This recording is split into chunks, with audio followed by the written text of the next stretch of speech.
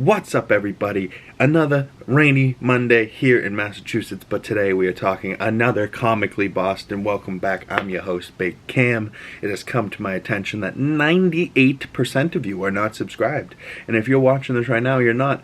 Please think about hitting that like button, subscribe, and if you're new, hitting that bell so you don't miss future videos. But today we're going to be talking about a whole lot that came out last week. Some news, GTA 6 trailer dropped, some more video game news, some Marvel news, some casting for the DC universe, some news for what's going on next year in 2025 or 2024, and also some things to look forward to in 2025 that are getting solidified.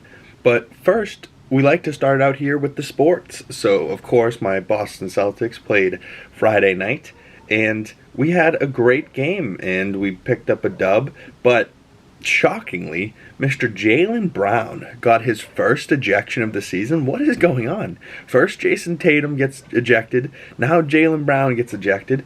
For what reasons? Why? These are the two of the nicest guys in the league. Don't have many. I think they have 3 ejections between the two of them in their 7-8 season career. Like, they're not guys that get ejected. They're guys that are out there playing with passion and heart. And I believe that ref just had it out for him. Same with JT the other day when he got ejected. The refs just had it out for him, and they just were, being little crybabies. And the refs try to take more control of the game and think they have more power than they do. And I don't like that. Let the boys play. I wish it was like the old days where Larry Bird could punch somebody in the face, not get a foul at all, and things could just keep going. Like what happened to those days? But my Celtics, man. Jaylen Brown got ejected, still had 17 points. Jason Tatum had 25. Porzingis came back from his 4 or 5 game rest with a calf strain. He scored 21. Derek White getting MVP chance, even though he says he knows he's not the MVP. He might as well be for the Celtics. He's been the most reliable player, the MRP, for this team. And Derek White, 30 points. He played fantastic. Drew Holiday adding 16 to that. And Al Horford, as the 6th man coming off the bench, had 14, 10 rebounds. Quick little double-double for him. Love to see that. In other news around the NBA, the in-season tournament has wrapped up. And LeBron James and the Lakers have won the in-season tournament. How shocking. LeBron wins another award in the NBA. Not shocking at all. He had to face the Pacers. The Pacers beat us, beat the Bucks. I think they got lucky. I think we should have gone very far in that series, but it is what it is. LeBron wins. He wins most valuable player in the in-season tournament.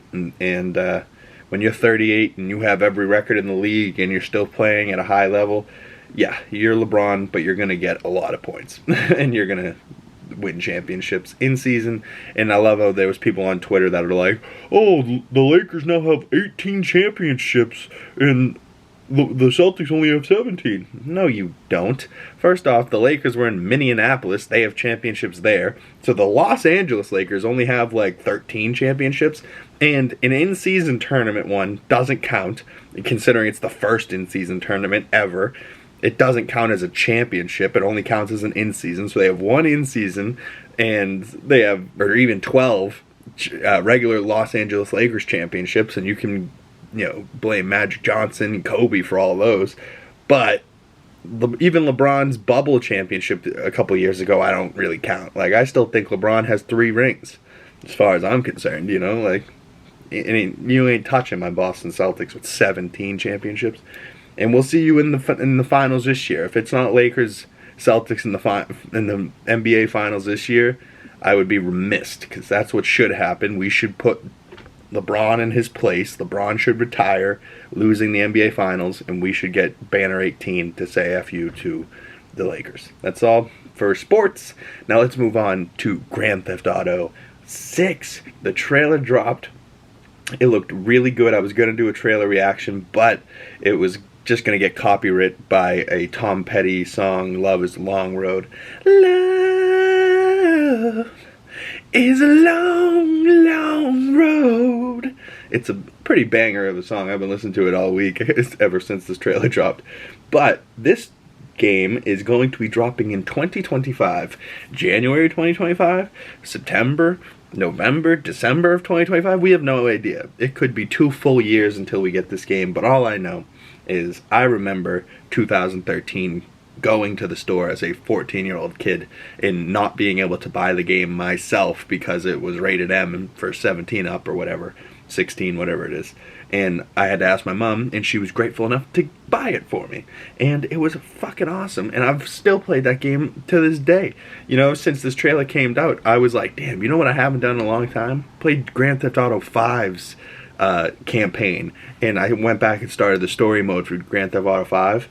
Fantastic, man. I really missed playing as Trevor, Michael, and Franklin. So I've restarted that recently. I've also been playing some other video games recently, but let's continue on and talk more about GTA 6, and then we'll get into some other stuff. But we are going back to Vice City. You can see all their nice cars on this like strip here. Is this like Miami strip or like a Vegas type of strip? You can see that it's going to be a very large map. There's boats, there's little islands, there's a 2-lane bridge that goes over the water onto another island and then over to another island. There's another one on the right here where there's like a yacht over there. There's like coral reefs, and there's like a cut-off bridge, so it looks like you could jump onto that one. That looks interesting. I don't know. I'm already seeing myself driving around and jumping off stuff. Like, it's just such a good game. Like, you know, you can do whatever you want. Literally anything you can think of. Steal a helicopter, steal a plane, drive it into an Air Force base, pick up a jet. You know, like, you can do whatever you want in this game. And it looks like GTA 6 is just going to add to it.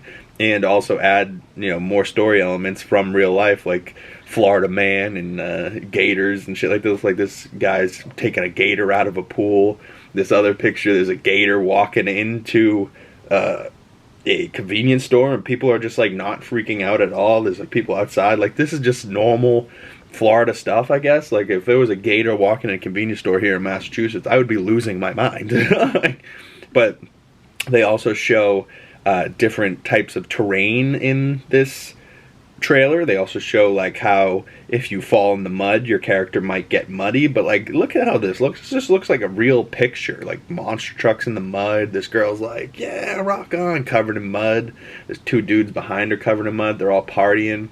But the main character is going to be a female protagonist for us, and her name is Lucia. I have no idea who the face actress is, but she's a pretty little girl, and she's here in an orange jumpsuit at the beginning, but then the rest of the trailer we see her with a bandana holding money. Like, look how this looks. This doesn't look like a video game at all. She looks freaking fantastic. I can't wait to see what this game looks like playing. You know, like this, you know, a trailer's one thing, but I want to see some gameplay, what's going on, like a real gameplay trailer.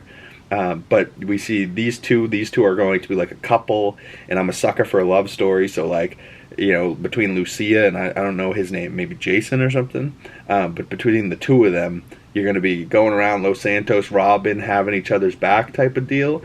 But you see them here in a motel or something, and she's like, we gotta trust each other, okay? Trust. And he's like, trust. And that's how it ends. Like, love is a long, long road.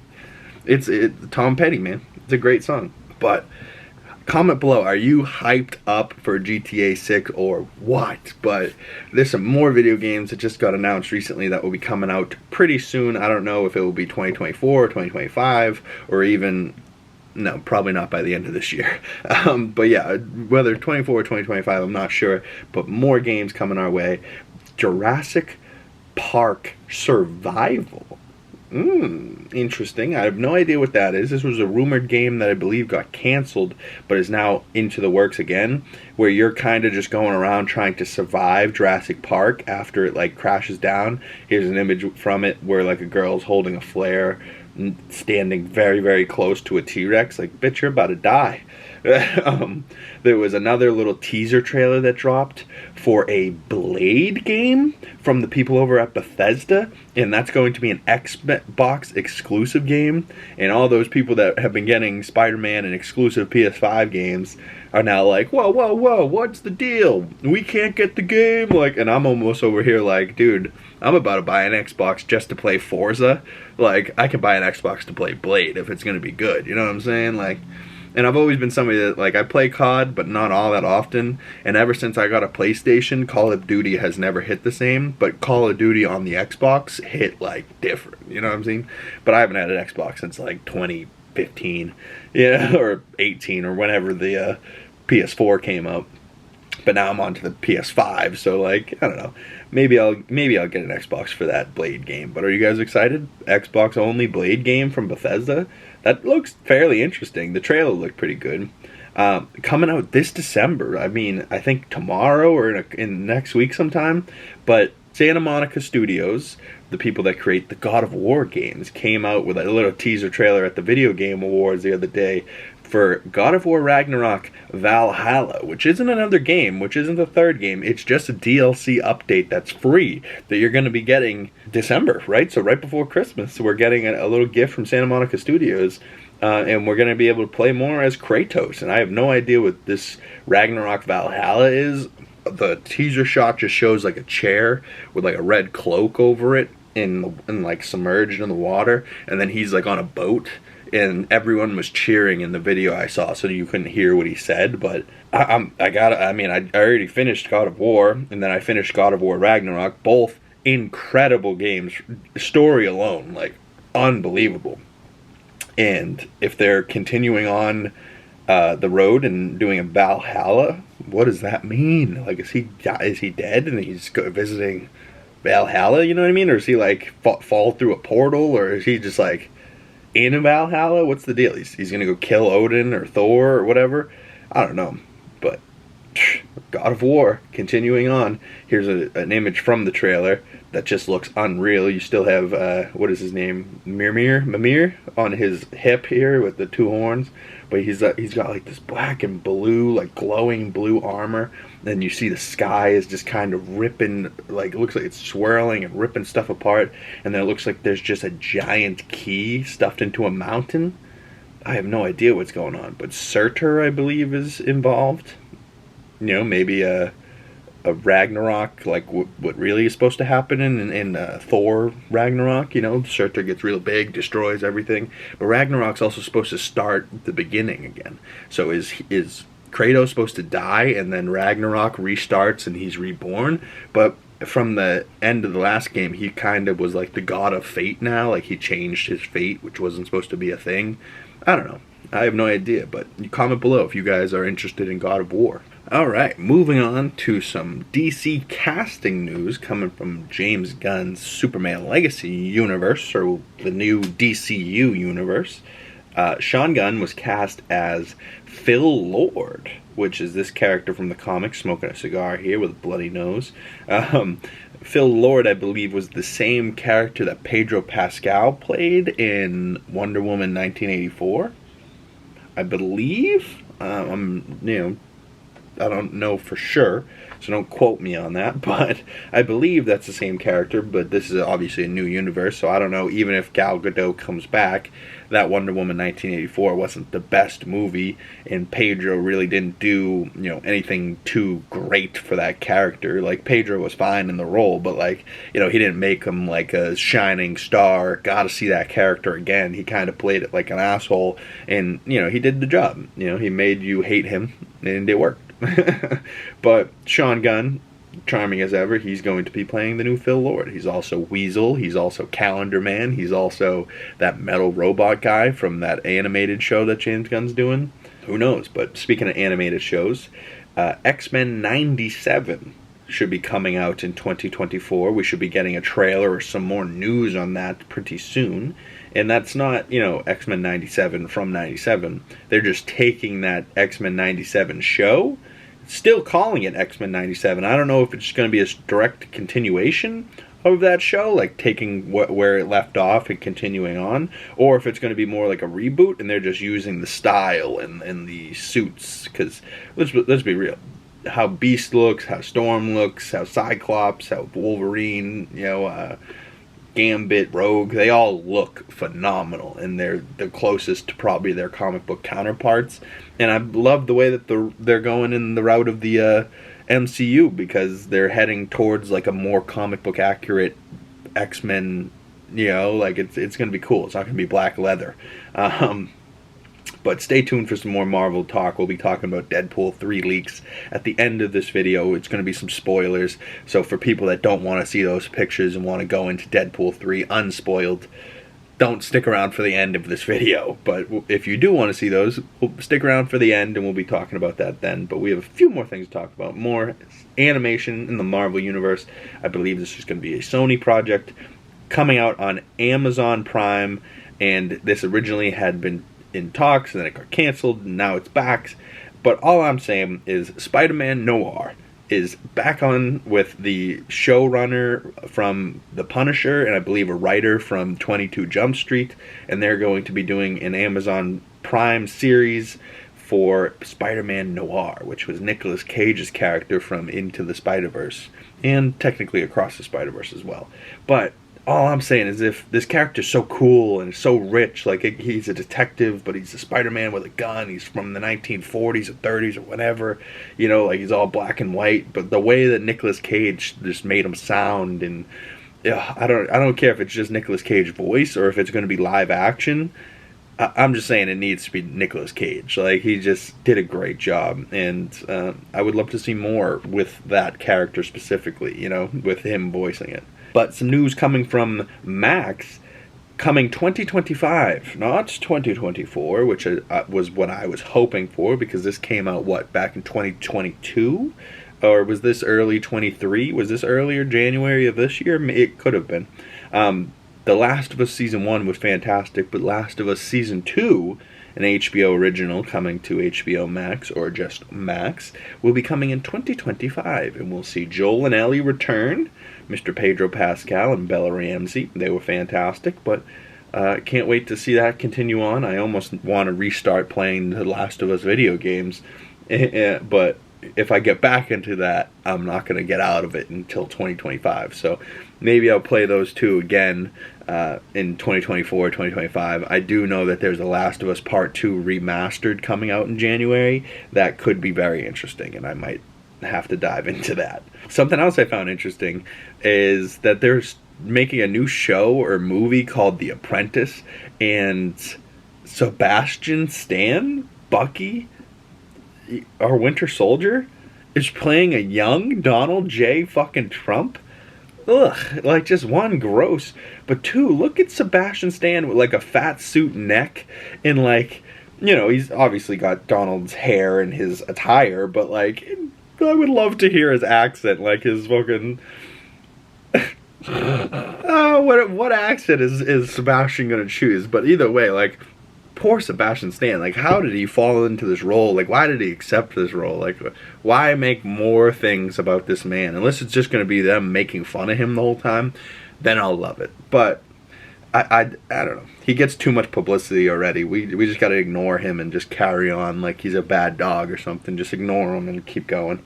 A24 Studios, the people behind quite a few of these new movies that have been coming out and being big hits, but also they're doing their own thing. They're wildly different, and they're a young studio, but they just signed a deal with Max to bring all of their theatrical releases to Max after their theatrical run, which is big, you know, especially if you're an A24 fan. Now you know directly where they're going to be after they're out of the theater. You know, you don't have to play the, I wonder where this is going to be. Let me Google, where is the creator going to be streaming? And then you get some bullshit answers. You get 5 different links that all tell you different things. Let's talk about Google for a second. Google's been awful. Google, fix your shit. Max, A24, that's a big deal. Dune Part 2 is coming out in March of 2023. I am so excited. We would have already gotten this movie if the strikes didn't happen. It got moved up 2 weeks from the 14th of March to the 1st of March. I'm going to find the biggest IMAX screen I can possibly find to watch this movie. I didn't see the first one in theaters, and I regret it because I loved the first one so much at home. I could only imagine how much I would have loved it in person. And Denis Villeneuve, I don't know if I said that right, but the director of Dune Part 1 and Part 2, says he wasn't happy with Dune Part 1, and he is much more happy with Dune Part 2. And I loved Dune Part 1, and I thought it was phenomenal. So if the director wasn't quite happy with Part 1, and he's much more happy with Part 2, what is this dude going to be up to? Just the visuals from this already, I can only imagine, are going to be insane. Like this explosion here with this chrome ball in the middle of the desert, like that looks insane. Obviously, Chani and Paul Atreides, Zendaya, and Timothée Chalamet seem to be exchanging a schmoochy schmooch on a sand dune. This looks like a real sand dune out in Jordan or Abu Dhabi somewhere. Like, that's also a side to it. Like, a lot of this stuff is real shots. You know, obviously there's visual effects and stuff like that too, but a lot of this is like in camera, which looks so amazing. And we see a bald head here. Obviously that's Timothée Chalamet here holding up the knife with his beautiful hair. But they see a bunch of people standing around as they're about to duel here. And this is a bald head, man. So is this Austin Butler having a duel? His character, Austin Butler, and Paul Atreides, I have no idea what his character's name is. It's hard to pronounce. Frade Ruhath or something like that. I think he's like the Stellan Skarsgård's like nephew or something, like the Baron's nephew. I have no idea. But we'll find out in March, man. I am so excited for this. Look at him on top of this cliffside here, friggin' giving the knife. They do like the you know, like with the knife, and you can just see all the crowd with this giant rock wall in the back. Like, just, I have no idea if this is a real shot with, and these are all extras, or if those are all, you know, CGI people. But either way, it's just a great shot. But like, oh man, I love filmmaking and just movies. They're so cool. Like, if you don't love movies, I have no idea what you're watching when you do see a movie. You know, because I see a movie and I see how it's made, and then I see the characters and the actors, and then I see how much went into it, and then I see like, you know, certain angles, that the artistic choices they made. You know, like, I just see a movie for so much more than just what it is. You know, like, sometimes you can only see a movie for what it is, and it's hard. But, you know, every movie should affect you differently, which almost every movie I've ever seen has. So I'm going to continue on watching some movies. I also like my TV shows. I just finished The Boys Season 3, which, quick spoilers for that. If you haven't seen it, skip 30 seconds. But, ready? Spoilers, 1, 2, 3. Soldier Boy is Homelander's father through some test tubes, like science shit. Like, Homelander was created, not really born. So, like, you know, there's an argument to be made that they're not really related, but there's an argument to be made that they are. So Season 4 could be Homelander and Soldier Boy against the boys. Like, whew, Billy Butcher, though, he's a bad motherfucker. That man, Carl Urban, does such a good job. I really love him. Huey's pretty great as well. But, you know, I'll have to go watch Gen V and then Season 4 when that comes out in 2024. But there's some more movies that came out recently. I went and saw Godzilla -1 in theaters recently. I'm going to do a whole review on that one, so stay tuned. That one is fantastic. I really couldn't say enough good things about it, but we'll talk more about that in its own separate video coming out tomorrow, so stay tuned for that. A movie that came out recently that my mother thinks looks terrible, but I think looks really good, and is like supposed to be like a rated R like comedy, I've heard, and it's starring Emma Stone, Mark Ruffalo, and Willem Dafoe, and it's called Poor Things. And apparently Mark Ruffalo is like naked in the opening shots of the movie, you know, so if you're a woman out there and you want to see that, you know, little perks to you. But we see Willem Dafoe here as like a scarred, disfigured character, but Emma Stone looks flawless in the black hair, and Ruffalo looks great as an old man with white curly hair and a mustache, and apparently he's supposed to be like this like playboy savant type of guy. So, you know, I have no idea what to expect, but I think it's going to be awesome. I think there's a trailer coming soon for Mr. and Mrs. Smith remake starring Donald Glover, and I'm sorry I don't know her name, but I believe she might be the Asian actress from The Boys Season 1, 2, and 3. You know, I'm super interested in all that. But 2025 is going to lead to some very interesting stuff. You know, we got Echo early 2025, possibly Agatha, the Batman 2, Superman Legacy now, Grand Theft Auto 6, The Last of Us Season 2, Fantastic Four. There's a ton of stuff coming in 2025 to be excited about. And coming in 2024 to be excited about, we got Deadpool 3 leaks. So real quick, we're going to talk Deadpool 3 leaks, and then we're going to get out of here. Deadpool 3 is filming again, and there's people taking shots and spoiling things all over the place, but I still think it's not that big a spoiler because it's out of context and we have no idea what it's going to be like in context. But you can expect to see this van, this ice cream cake van, which was like, is that a tie to Moon Knight? Is Moon Knight going to be in Deadpool 3 now? We also saw an image of the Dusseldorf, I believe it's called, or Red Skull's, you know, six-wheeled tank of a vehicle.